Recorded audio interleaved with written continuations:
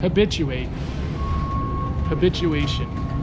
I always say that habituation is sounds like a dirty word, but it's not. This struggle got purpose and we grow.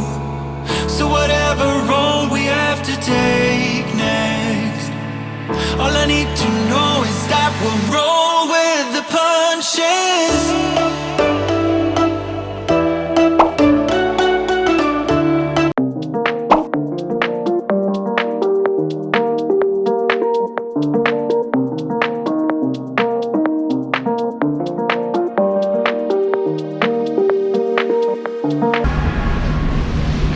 Going on Facebook Live.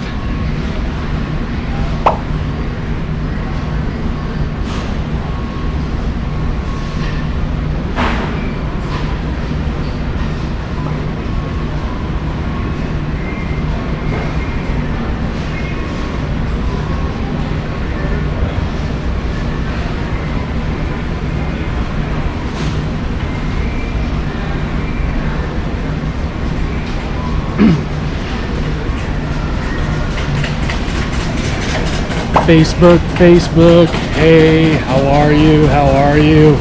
Happy Friday, y'all.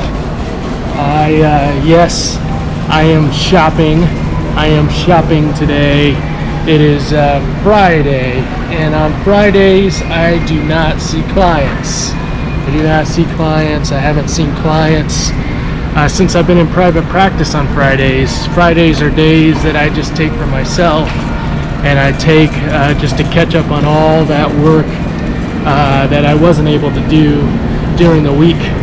So I'm at SAMS today, just grocery shopping, and I wanted to connect with you guys just to say thank you. I wanted to connect with you guys and say thank you. It's been 2 great weeks of the vlog. And I just want to say thank you for helping me make mental health normal. That's my goal in all this, guys. It's just to normalize mental health. It's for us to all understand that we have mental health. Yesterday, if you didn't see it, I talked about it. I just published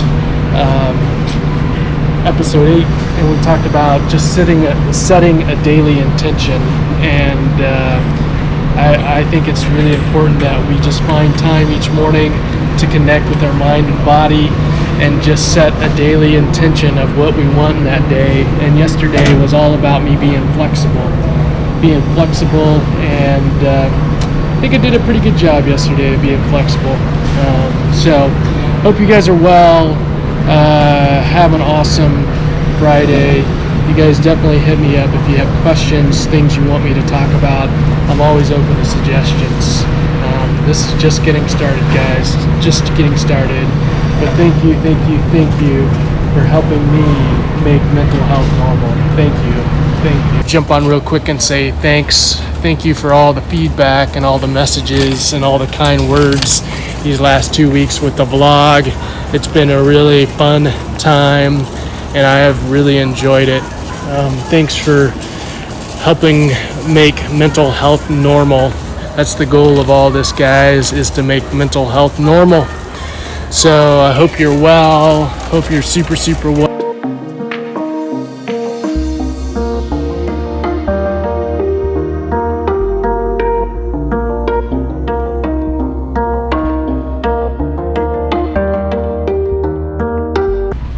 Guys, hey, this SAMS app, it's fantastic. I love it. I just walk around, I scan it, and it puts it in the cart, and then when I'm done, I just push checkout, and then I walk out. It kind of feels weird at the beginning because you don't go through a cashier, but man, in all the stores I go to, I'm like, why don't they have the SAMS app?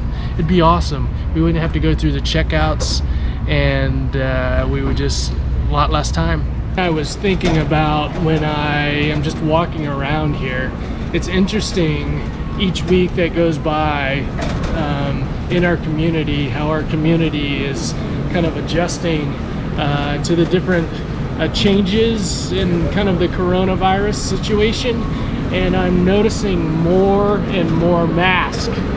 People are wearing masks, and some of them are like fancy masks. They're like, you know, they got designs and stuff on them, and it brings up a good point that I was like, oh yeah, like this is gonna become the new normal. This is gonna become the new normal.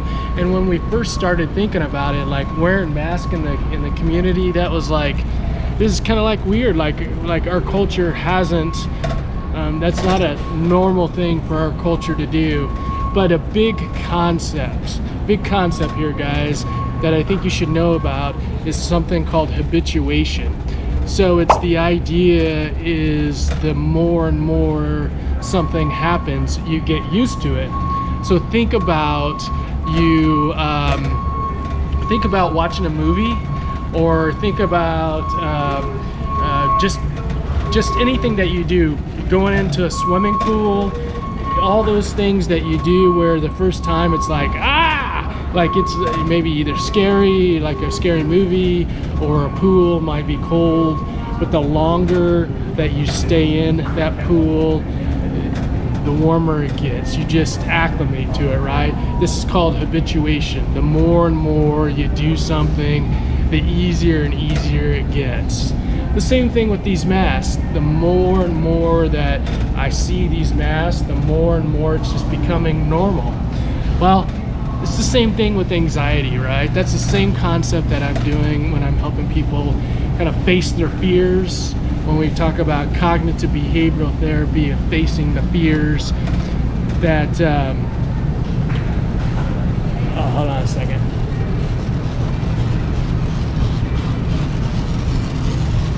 I'm all about these Kit Kats. Facing the fears.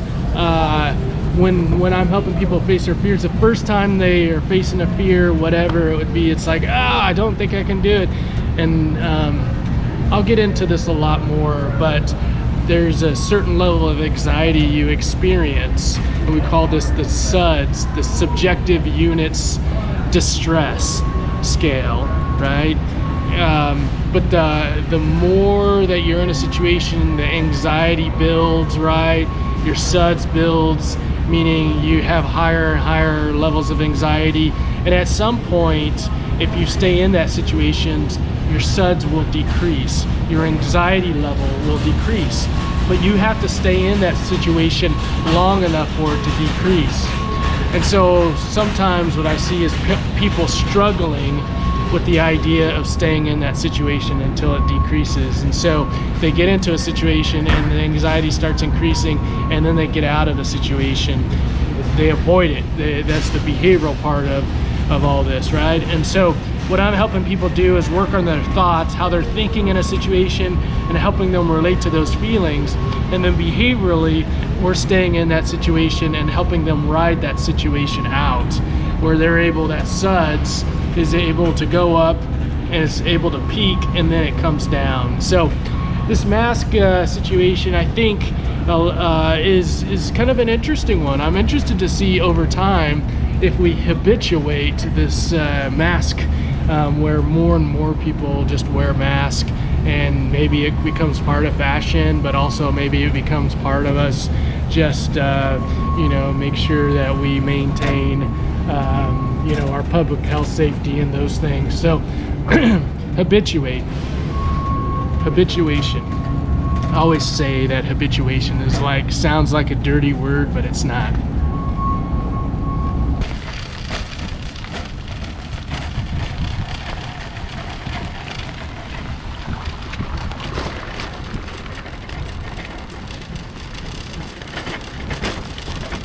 Okay, it's time for what's been coming up in client sessions.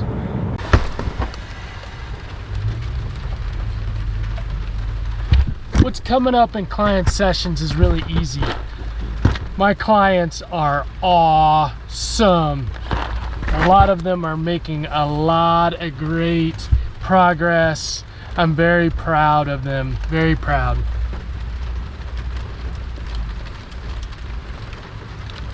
I also appreciate them just letting me be a part of their life, just a little snippet of their life. Even though it's a little snippet, I appreciate it. I always say one day when you're 25, 35, 45, I hope to see you in a grocery store just living your life, that adult life.